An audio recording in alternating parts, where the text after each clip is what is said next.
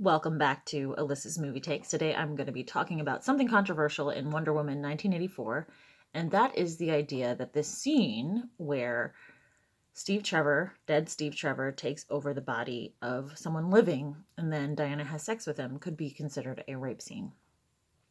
Let's just think about this if it were reversed. If it were a male superhero who had somehow got his dead ex-girlfriend back to life, which we know in comic books isn't gonna happen. Death is not permanent in comic books, we know this. But he brings her back to life, has her embody someone else who's living, some other woman who's living, and then had sex with this woman, but really his girlfriend. Wouldn't we consider that rape? So usually we think of double standards as affecting women, and in this case, it's affecting men. We know this from movies like Spotlight, which deals with childhood sexual abuse by priests. Many of the men that they interview in this process are still torn up about it. Research shows that it can lead to depression, suicide, anxiety. Many men are only able to come to terms with it for one reason or another. It sort of sits there like a ticking time bomb until their late 30s, 40s, 50s, and then they're finally able to come to grips with it. But usually that happens through some kind of a breakdown or even a rage incident. There's often a lot of rage in men who've been sexually abused. And this is, I believe, what happens in Wonder Woman 1984. That is controversial, I get it. If somebody is using your body for their pleasure without your consent, that should be considered sexual assault or rape. It looks a little bit like a Greek tragedy from the outside. You know, this immortal goddess is able to bring her dead boyfriend back to life, have him embody somebody else, and then have sex with him. That's very much like a Greek tragedy in a weird sort of weird sex going on kind of way.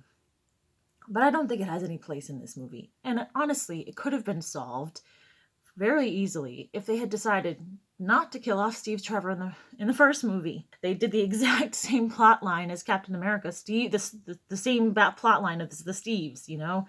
At the end of the movie, somebody has to sacrifice themselves, and Steve Rogers goes into ice, and Trevor gets blown up in a whole bunch of plane exploded, bombs. But now, Diana's love interest and her true love is gone for the sequel, so you have to come up with a way to bring him back. I don't think that the way that they brought him back sort of is the best way. It was a little creepy anyway. Just let's not get into the idea of possession, but that is in itself a little bit reason for pause. Okay. Going back to this idea of men can be victims too. If you want further research on this, or even help, a resource for help, if you are someone who struggled with that or struggles with that, I would recommend a man named Bill Harbeck. He was sexually abused by his uncle from the ages of 12 to the age of 18, 19.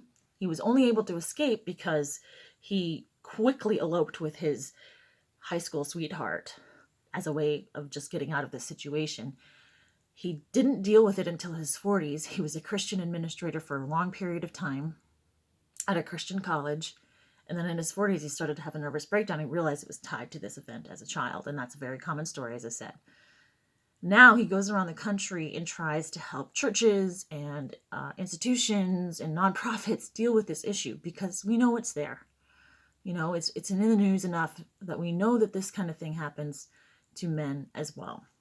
So Bill Harbeck, and then he has some resources, a book called Shattered, and then you can check out his ministry. It's called Holding On to Hope Ministry. So if you just Google that, if you want that resource, I'll link that in the description below. But he wants to deal with this issue head on because so often it's just swept under the rug.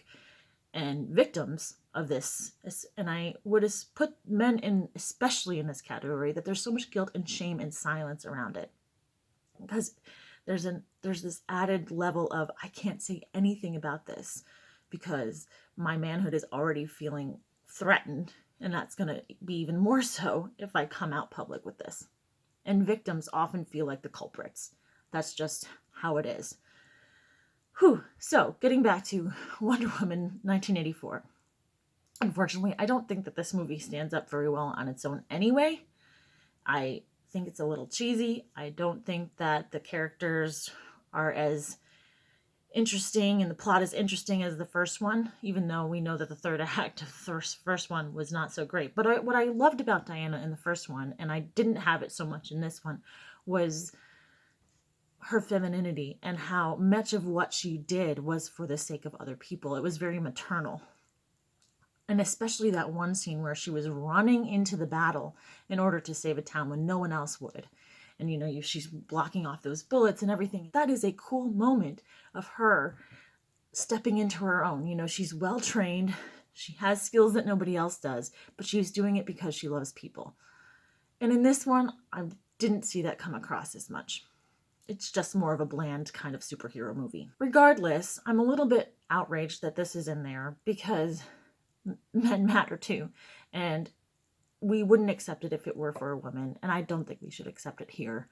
And you can easily rewrite this to have Steve come back in a different way that doesn't involve possession, honestly. That's my take. Do you think this is a big deal or not? I know that there were some other people who watched it and were uncomfortable with the scene. Let me know in the comments why you think it would be fine or why you think it would be wrong and how they could have done it differently. And I'm willing to speak up about this because I know that the trauma surrounding this kind of abuse is long-term and sometimes hidden. And I would think that this guy that they took over would have nightmares or something, repercussions after this event that happened to him. Oh, that's just my thoughts and my take. And I look forward to seeing you next time for a little bit less controversial of a topic. Thanks so much for watching.